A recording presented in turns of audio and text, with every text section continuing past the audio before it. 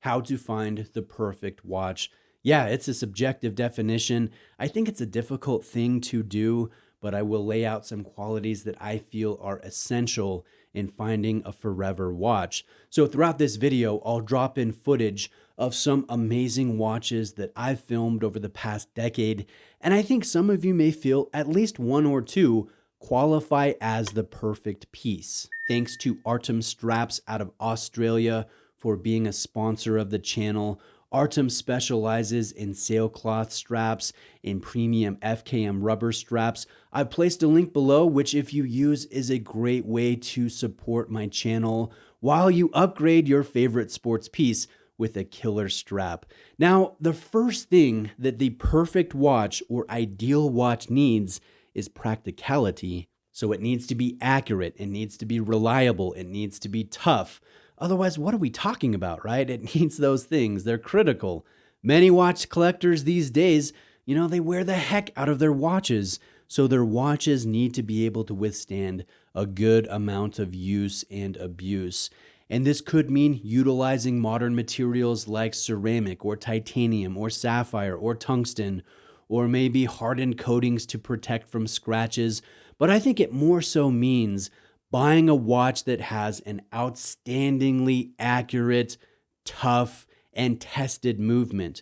Maybe a superlative chronometer from Rolex, or a Meta-certified Omega or Tudor, or maybe a 1000 hours JLC, or an excellence-tested Glashütte Original.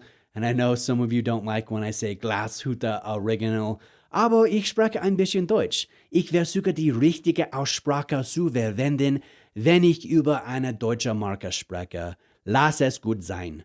The next thing a perfect watch needs is a timeless design. A watch can be accurate, it can be reliable, but boring as heck, or maybe too austere or tough looking, or maybe it will look very dated in about a decade. So I think to find the perfect watch, it has to have a timeless but also original design, one with history. That takes the experience, I think, to the next level, as silly as that sounds. And I know some watch collectors like shameless homages, as I refer to them, just as long as they have the design and have the proper reliability and specs. But you know what? I'm not with you there. Unless it's authorized, like Zinn buying the rights to the Navitimer, or perhaps a Black Bay paying tribute to older Tudor and Rolex references. Really, the perfect watch needs a timeless original design, standing on its own merits, so to speak. Now, tying into that last point, I love when a watch has, like a story to it. I think the perfect watch needs one.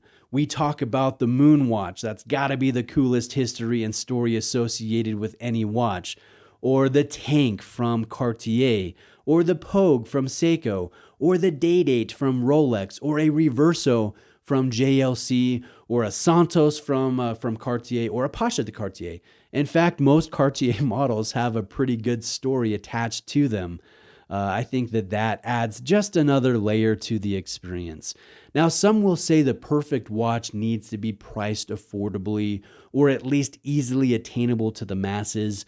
But I don't necessarily agree on that, and I'll tell you why.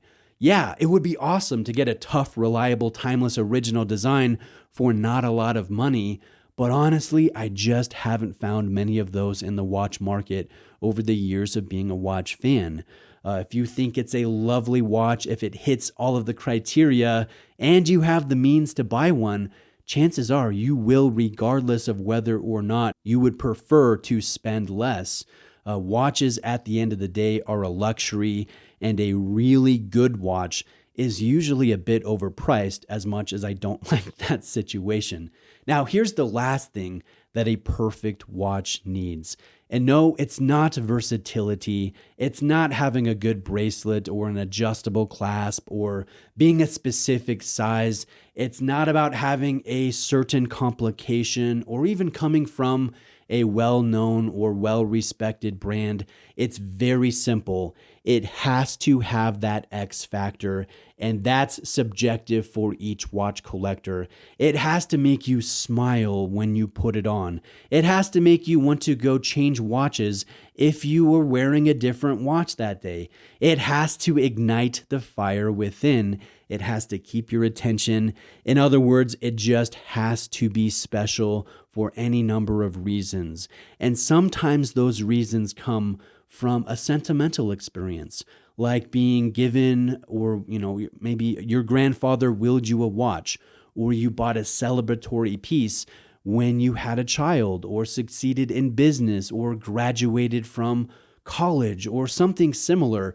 When a watch has something that means something to you, it brings, again, another important layer to the equation. So put it all together, and this is the definition of a perfect watch: accurate, reliable, robust, timeless, original, little bit of history or a story, and that indescribable but very tangible X factor. And speaking for myself, I found a decent amount of watches that fit this bill, and recently I ranked the top 10 watches that I've ever owned, at least as of June of 2025. So if you're interested in that, check out that video. I've placed it on the screen right now.